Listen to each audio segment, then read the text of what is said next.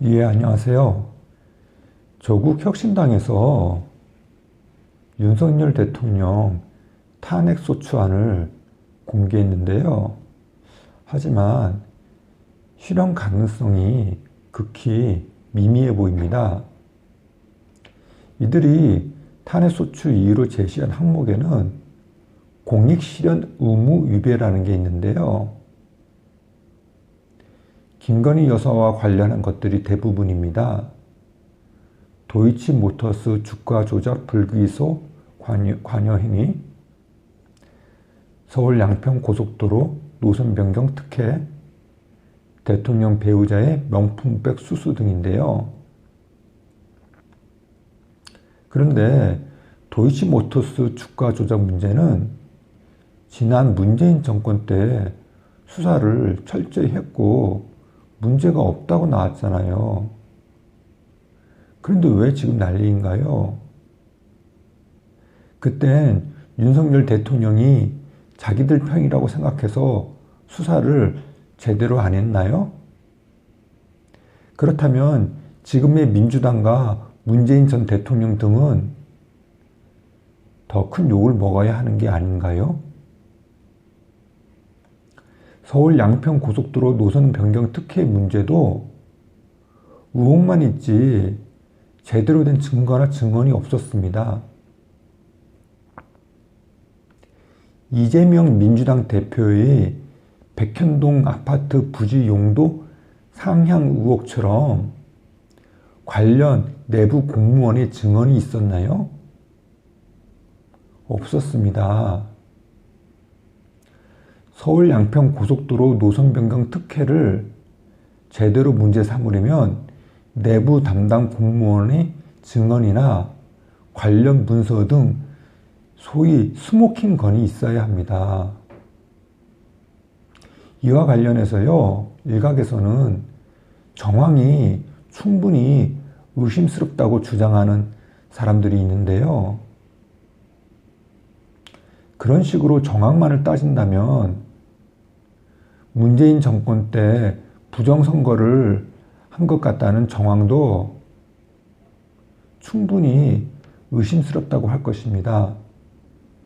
부정선거를 주장하는 사람들 얘기를 들어보면은 그 정황이 너무나도 그럴듯해요. 하지만 제대로 된 증언이나 증거가 없기 때문에 그런 주장은 관심을 끌 수 없는 것입니다. 명품백 수수 의혹도 검찰의 무혐의 처분이 나왔는데요. 그런데 무혐의 처분을 떠나서 이런 걸 가지고 대통령 탄핵을 하는 게 가능할까요? 무엇보다 어쨌든 김건희 여사는 몰래카메라 피해자가 아닌가요? 가해자인가요? 피해자가 맞습니다. 몰래카메라를 찍은 사람도 무혐의 처분이 나온 마당에 몰래카메라 피해자는 처벌을 해야 할까요? 이번 탄핵소추안 초안에는 정치적 중립 의무와 대의민주주의 위배라는 항목도 있는데요.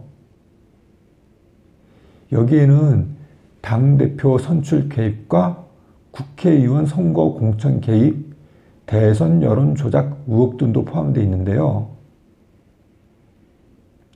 그런데 이 모두가 그냥 설에 불과합니다. 명확하게 나온 게 하나도 없습니다. 때문에 실체적 진실을 밝혀가는데 긴 시간이 필요할 수밖에 없고 결국에는 실체적 진실을 못 밝힐 수도 있습니다. 따라서 현실적으로 이런 걸 가지고 대통령을 탄핵하는 건 불가능합니다. 지금 조국 혁신당 의석은 12석에 불과합니다. 탄핵소추안을 발의하려면 국회 제적의원 절반인 150명 이상의 동의가 필요한데요. 과반 의석을 가지고 있는 민주당의 도움이 필수입니다. 그런데 지금 민주당은 탄핵에 대해선 말을 아끼는 분위기입니다. 탄핵이 현실적으로 어렵고 탄핵을 추진하는 과정에서 민심의 역풍을 맞을 가능성이 크고, 나아가서 탄핵한다고 해서 자기들이 정권을 잡을 가능성이 낮다고 판단하는 것이죠. 이런 마당에 조국 혁신당이 탄핵 소추안을 내놓고 있으니 점점 더 국민들의 관심에서 멀어지지 않을까 하는 생각이 듭니다. 여러분들의 생각은 어떠신지요? 예, 감사합니다.